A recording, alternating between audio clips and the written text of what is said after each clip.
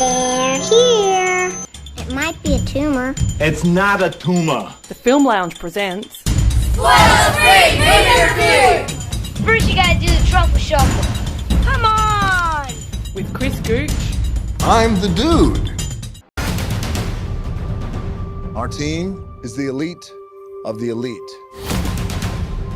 We're the heart and soul of this very beach. We protect when other people don't want to protect. And we go above and beyond.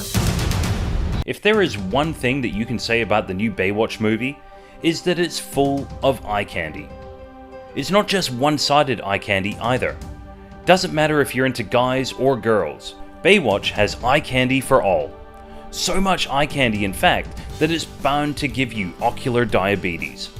Unfortunately though, the storyline and plot points in the movie adaptation of the cult TV series from the 90s is also a lot like candy. Except it will rot your brain. Welcome to Baywatch.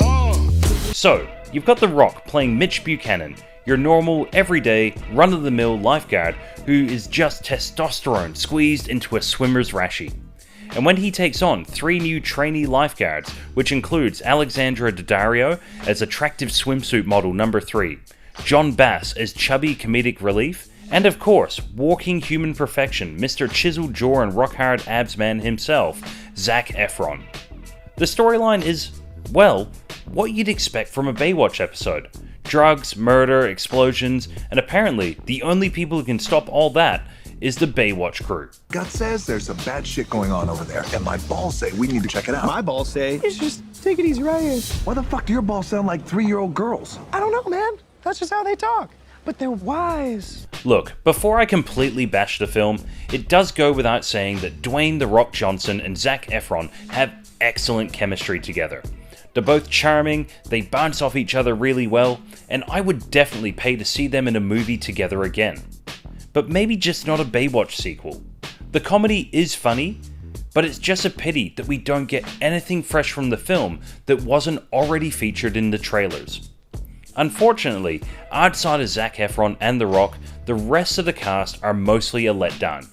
Not because of their acting ability, but just because they have just shy of literally f*** all to do. The female leads have nothing to do.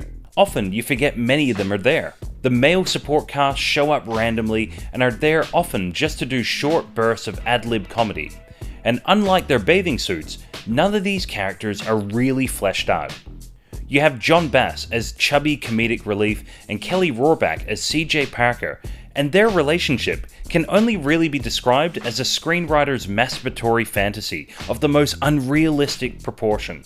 Although, it's hard to identify which of the 9 screenwriters credited to this film is responsible for such a limp masturbatory fantasy. Why does she always look like she's running in slow-mo? You see it too? Outside of this though, the film does struggle quite a bit.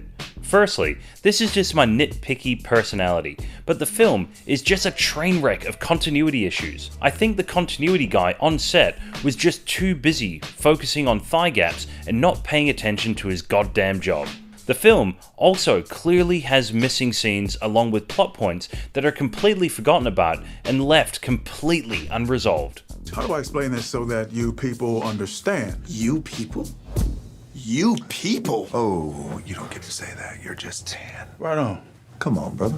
So look, I would never pick a fight with Dwayne Johnson. However, I do know that he has said that this film was made for fans and not for critics. I thought to myself, fair enough, but what does he mean by fans? I think people sometimes confuse remembering a TV show existed and being a fan. I do know at one point, Baywatch the TV series had a worldwide viewership of 1 billion people, but I've never heard anyone clamoring for more Baywatch. I've never heard anyone say that they own all the episodes on DVD, or that they're really glad that they held off for the Blu-ray anamorphic remastered editions of the series. I think most people would struggle to remember a single storyline from even one episode. The show itself is not available on Netflix, and most young viewers today have never even heard of it.